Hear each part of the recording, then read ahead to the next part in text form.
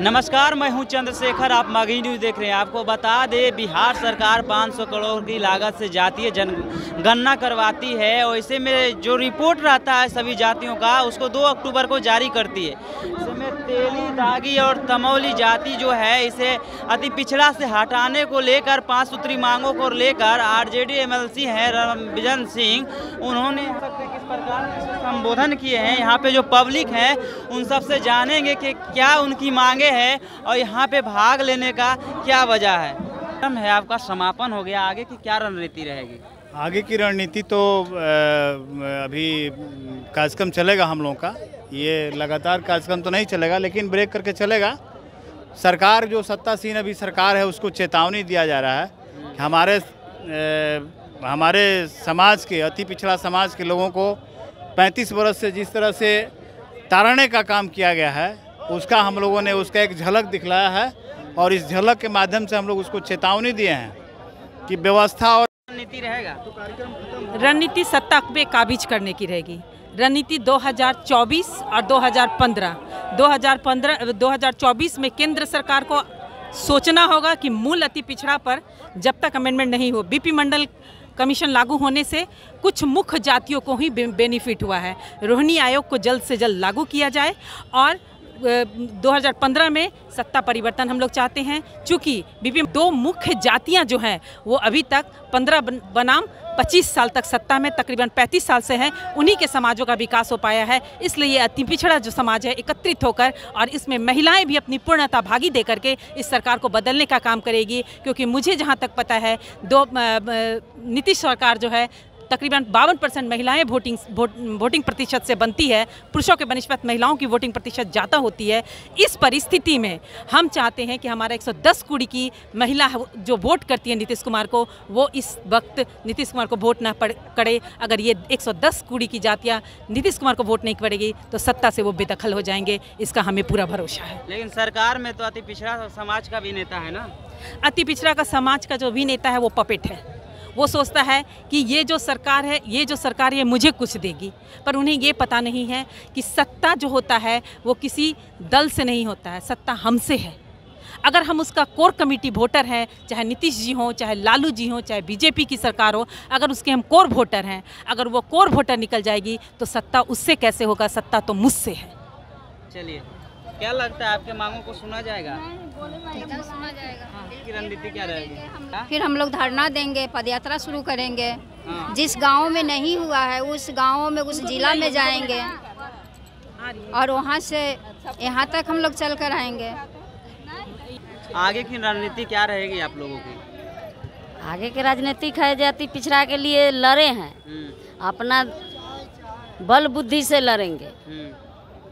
लेकिन सरकार में बैठे कुछ अति पिछड़ा नेता हैं, वो लोग आप लोग के समर्थक में नहीं आए अभी तक, सत्ता का मलाई आएंगे। जैसे कि उनको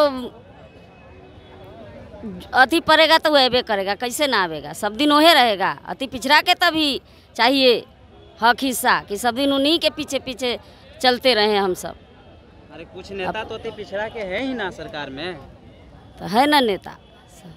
तो क्या कुछ रहेगी रणनीति आपकी? राजनीतिक रणनीति रहेगा। रणनीति सत्ता पे काबिज करने की रहेगी। रणनीति 2024 और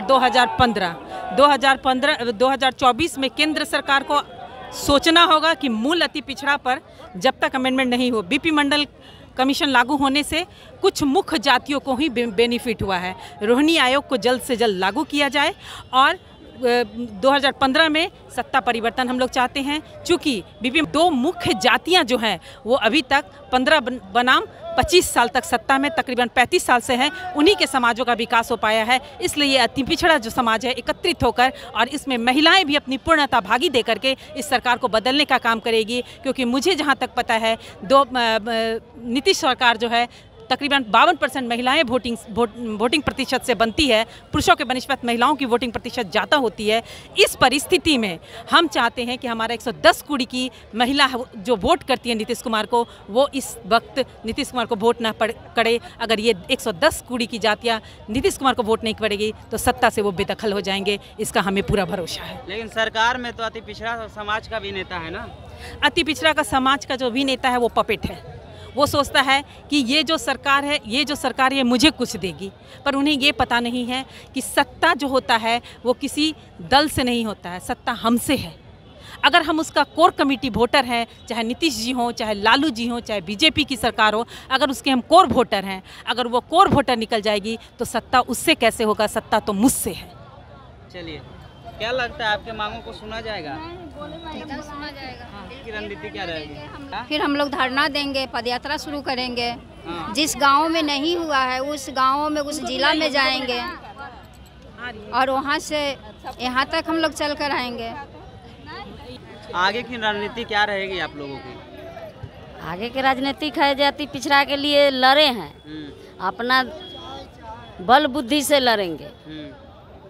लेकिन सरकार में बैठे कुछ अति पिछड़ा नेता हैं, वो लोग आप लोग के समर्थक में नहीं आए अभी तक, सत्ता का वो आएंगे जैसे कि उनको अति पड़ेगा तो वह करेगा, कैसे ना आवेगा, सब दिन वही रहेगा। अति पिछड़ा के तभी चाहिए हक हिस्सा कि सब दिन उन्हीं के पीछे पीछे चलते रहे हम सब। अरे कुछ नेता तो अति पिछड़ा के है ही ना सरकार में, तो है ना नेता। तो क्या कुछ रहेगी रणनीति आपकी? राजनीतिक सत्ता परिवर्तन मौजूद है, ठीक है। तो यहाँ पे मौजूद लोगों से, महिलाओं से आपने जाना कि इनका ये साफ साफ मांगे हैं कि तेली, तमौरी और दागी को जो है अति पिछड़ा से हटाया जाए, क्योंकि इनकी मौजूदगी में रहने के कारण हम लोग को हमारा हक नहीं मिल पा रहा है। इसलिए हम सरकार से मांग करते हैं कि इन तीनों जातियों को जो है अति पिछड़ा से हटाया जाए। बाकी बात इस वीडियो के माध्यम से आपका क्या प्रतिक्रिया है, कमेंट बॉक्स में दे सकते हैं। धन्यवाद।